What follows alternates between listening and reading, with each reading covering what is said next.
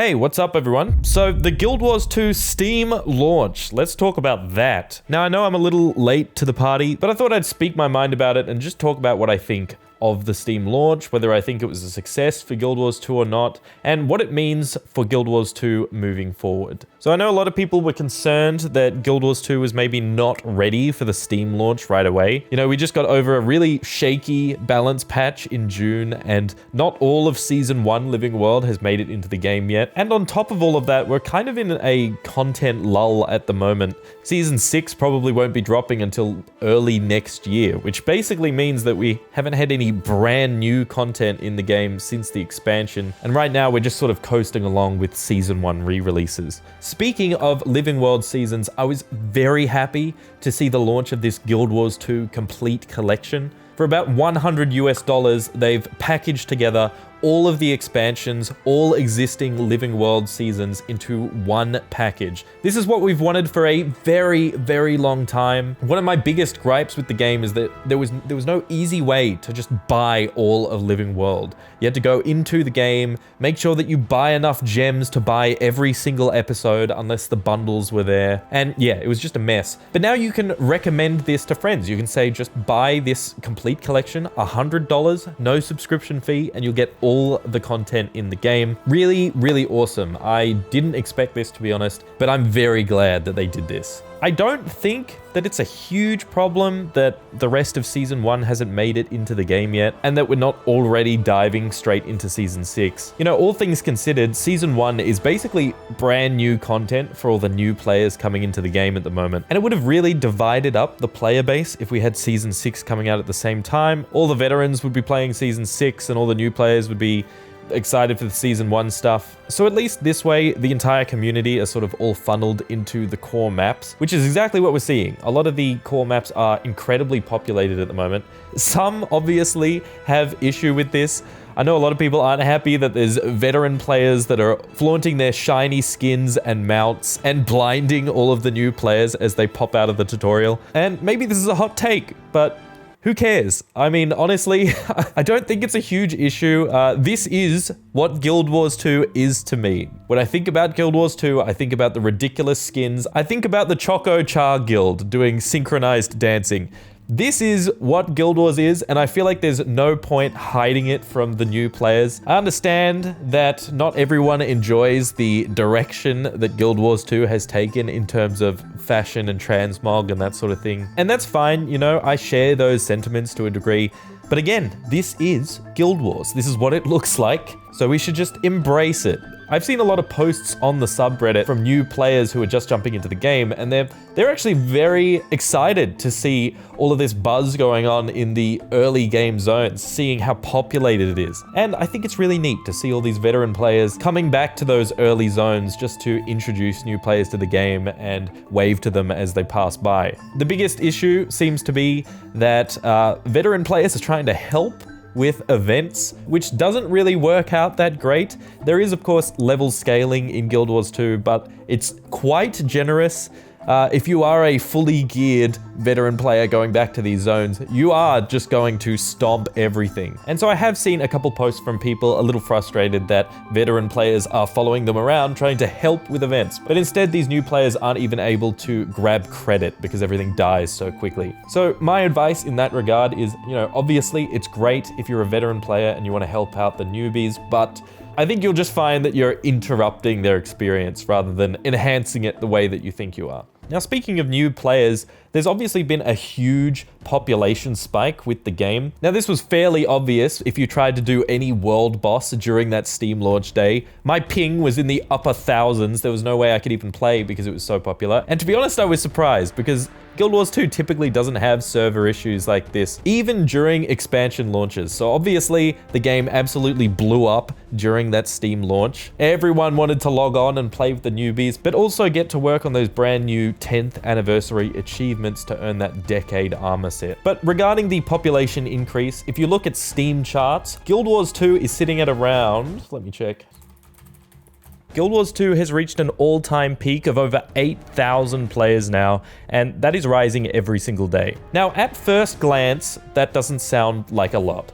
A lot of people are calling it dead game. No players, everyone's gone. No, but the thing to keep in mind, this game has been out for 10 years. We know that the game has over 16 million players signed up to the game, and if any of those people have played at least a little bit of Guild Wars 2 since the launch, they're not going to be playing it on Steam because you can't transfer your account over. So the number that we're seeing there on Steam is literally the all-time peak of brand new players through Steam. I mean, there are not 5,500 people playing Guild Wars 2, obviously. It's in the hundreds of thousands, relax, okay? But what's interesting to note here is that even though that sounds like a pretty low number, if you look at something like Final Fantasy XIV on Steam charts, when that first launched on Steam, the population was also incredibly low. It only reached these Guild Wars 2 numbers like a year later at the release of the Heavensward expansion. And like Guild Wars 2, Final Fantasy players could not transfer their older accounts onto Steam. So that's why we're kind of seeing those similar numbers. So yeah, in terms of player base, I don't think we have anything to worry about, regardless of the amount of hype that Guild Wars 2 on Steam got. I don't think there's a lot of people 10 years later that haven't at least touched Guild Wars 2. And if they haven't, I don't think they were pining to jump on just because it's launched on Steam. If the expansions weren't enough to make those people play, then the Steam launch certainly isn't.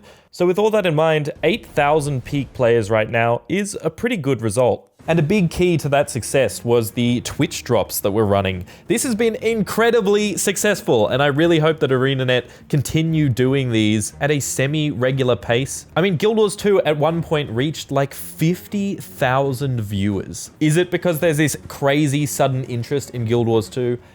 You know, a little bit, I'm sure that's a factor, but it's very clear that the Twitch drops are absolutely carrying that viewership. But that's a great thing, that's fine. It's beneficial for the Guild Wars 2 streamers that have popped off and are getting a huge amount of subscribers and followers. It's great for us, the players. We got all this free stuff. I mean, I'm pretty surprised by the Twitch drops. I thought they were gonna be kind of mediocre, but 10 transmutation charges and a total makeover kit and a free outfit, that's nothing to scoff at. That's some pretty decent rewards, to be honest. And then ArenaNet obviously get all of this exposure, resulting in so many new players picking up the game. So yeah, brilliant move, loved the Twitch drops. I really hope they continue doing these because obviously super successful, love to see it. Now, why have seasoned players started jumping back into the game? Well, I chalk it down to two things. There was a huge balance patch that day, as well as the new 10th anniversary achievements. So obviously the armor set, we've got to talk about the armor set.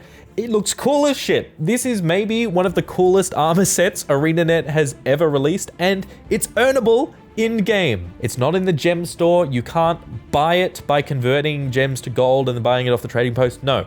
You've got to actually do a bunch of achievements to get this stuff, and they're pretty easy achievements at that. It's really just complete 10 events in different zones, not even specific zones, just like regions of the map. So you can do a lot of things at the same time. You know, by doing Dragon's End, you can also complete the Heart of Maguma ones. But when you complete these achievements, you gain proofs of legend that you can trade in at this vendor to pick up the Decade armor set. But yeah, I like these events. I love the armor set. I need this cape. I need it immediately. Inject this directly into my veins. This whole armor set looks like it's ripped straight out of Monster Hunter. I love it. But yeah, that's the biggest reason why everyone's just going crazy running all these events at the moment. And I think that's great because it's blending seasoned players and new players together. It's encouraging some cooperation. Awesome stuff. What I kind of think was missed potential is that I was actually hoping that either this or the new adventure guide would lead players into instanced content like strikes and fractals and raids.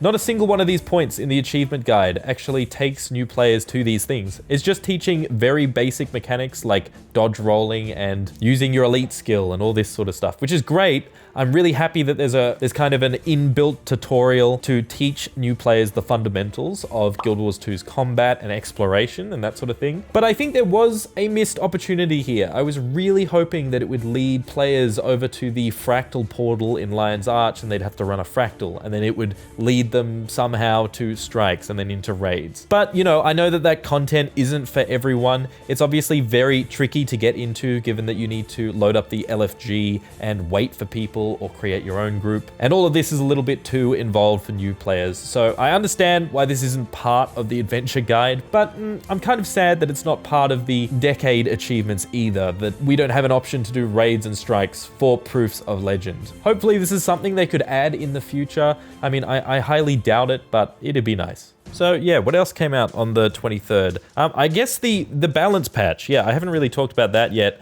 I think I'll cover this in a separate video because there's so much to go over, and I don't want to go over literally everything. I don't play every class, so I'll just cover what I know. But for now, the balance patch looks good. Obviously, it's been pretty overshadowed by the Steam hype, the Twitch streams, the 10th anniversary stuff, so nobody's really paying any mind to this balance patch. But it didn't ruin anything, which is a plus. My Revenant is very happy. Both Herald and Vindicator, my two favorite classes at the moment, got great power buffs. Not much changed in the way of how they play, but the numbers are up. Numbers up is good. I like that. And also, I think there's going to be some new builds opening up for other classes. I think in general, all the changes were excellent. The fact that Staff got buffed on Elementalists, and that is now a legitimate, viable option, makes me very excited. I've just created a new Elementalist just to check this out, because this is the mage fantasy everyone's wanted. And I'm really glad to see this being,